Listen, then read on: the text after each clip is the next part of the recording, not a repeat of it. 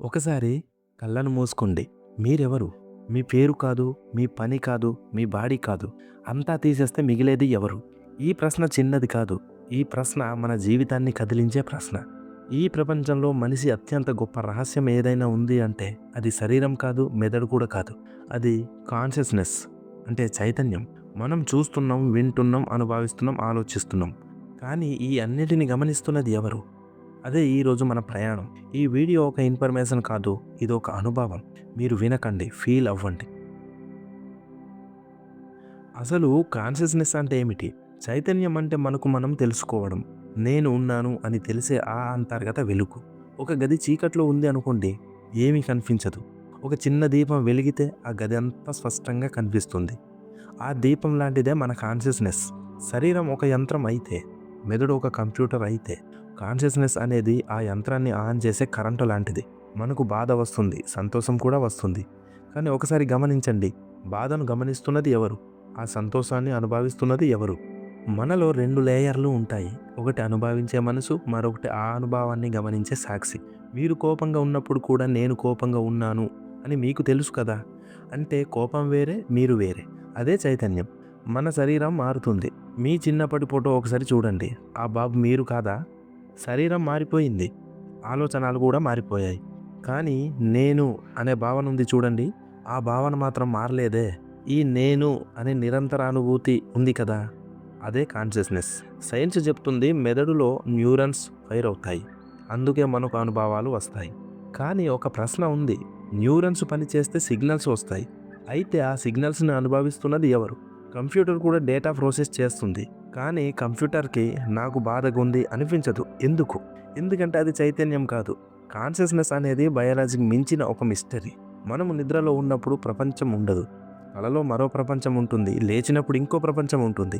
అంటే ప్రపంచం కంటే ముందుగా ఉన్నది ఏమిటి? మన చైతన్యం. మీరు లేనప్పుడు మీ ప్రపంచం ఉండదు. మీ అనుభవమే మీ ప్రపంచం. ఒకసారి లోతుగా ఆలోచించండి. మీరు మీ ఆలోచనలు కాదు. ఎందుకంటే ఆలోచనలు వస్తాయి, పోతాయి. మీరు వాటిని గమనిస్తున్నారు అంతే. మీరు మీ భావోద్వేగాలు కాదు. బాధ వచ్చింది, పోయింది. కానీ మీరు ఇంకా ఉన్నారు. మీరు మీ శరీరం కూడా కాదు. శరీరం మారింది. కానీ నేను అనే పదం మారలేదు. అయితే మీరు ఎవరు? మీరు అన్నీ గమనించే సాక్షి. అన్ని అనుభవాలు వెనుక ఉన్న నిశ్శబ్ద సాక్షి. మన జీవితంలో చాలా సమస్యలు ఎందుకు వస్తాయి తెలుసా? మనము మన ఆలోచనలతో మనల్ని కలిపేస్తాం. నేను ఫెయిల్ అయ్యాను అనుకుంటాం. కానీ నిజానికి ఫెయిల్ అయినది ఒక ప్రయత్నం మాత్రమే. మీ చైతన్యం కాదు. ఇప్పుడు మీరు ఒక సినిమా చూస్తున్నట్టు ఊహించండి. స్క్రీన్ మీద యాక్షన్, ఎమోషన్, డ్రామా అన్నీ జరుగుతున్నాయి. కానీ స్క్రీన్ మాత్రం మారదు. అలాగే మన జీవితంలో ఎన్నో సంఘటనలు జరుగుతున్నా మన లోపల ఉన్న కాన్షియస్ మాత్రం నిశ్శబ్దంగా ఉంటుంది. అది ఎప్పుడూ జడ్జ్ చేయదు. అది కేవలం గమనిస్తుంది. మనకు నిజమైన స్వేచ్ఛ ఎప్పుడు వస్తుందో తెలుసా? మనం ఆలోచనలు కాదు, అనుభవాలు కూడా కాదు. మనం చైతన్యం అని గ్రహించినప్పుడు. ఎవరైనా మిమ్మల్ని అవమానిస్తే మీ మనసు బాధపడుతుంది. కానీ మీరు ఒక్క అడుగు వెనక్కి వెళ్ళి గమనించండి. బాధ అనుభవం జరుగుతుంది అని చూడండి.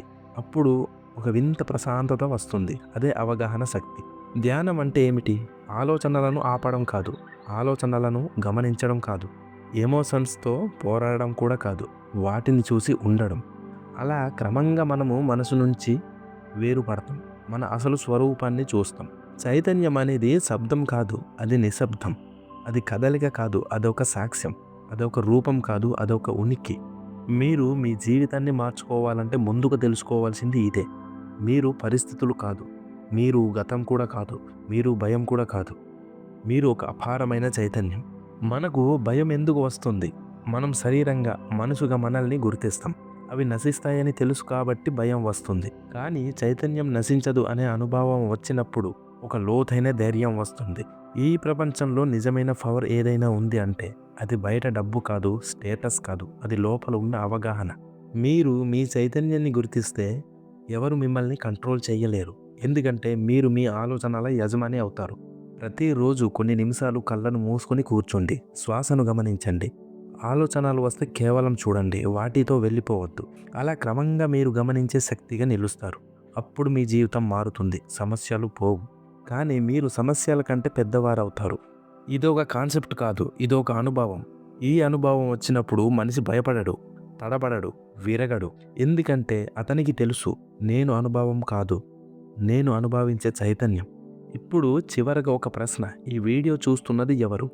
శబ్దం వస్తుంది, అది చెవిలో పడుతుంది, మెదడు అర్థం చేసుకుంటుంది. కానీ ఈ అన్నింటిని గమనిస్తున్నది ఎవరు? అదే మీరు. ఈ రోజు నుంచి ఒక చిన్న ప్రయోగం చేయండి. రోజుకు 5 నిమిషాలు అయినా మీ ఆలోచనలను గమనించండి. మీ ఎమోషన్స్‌ని గమనించండి. మీరు ఎవరో తెలుసుకునే ప్రయాణం మొదలుపెట్టండి. ఈ వీడియో మీలో ఏదైనా కదిలించి ఉంటే ఇది మీకు మాత్రమే కాదు, ఇంకొకరికి కూడా అవసరం ఉండొచ్చు. దయచేసి షేర్ చేయండి. ఇలాంటి డీప్ టాపిక్స్ మీ చైతన్యాన్ని మేలుకొల్పే వీడియోలు ఇంకా కావాలంటే ఈ ఛానల్‌ని సబ్స్క్రైబ్ చేయండి. వీడియో నచ్చితే లైక్ చేయండి. మీ అనుభవాన్ని కామెంట్‌లో రాయండి. మన ప్రయాణం బయట ప్రపంచం వైపు కాదు, లోపలికి. గుర్తుంచుకోండి, మీరు శరీరం కాదు, మీరు మనసు కాదు, మీరు అపారమైన కాన్షియస్నెస్. మళ్ళీ కలుద్దాం ఇంకా లోతైన ప్రయాణంలో. జై హింద్.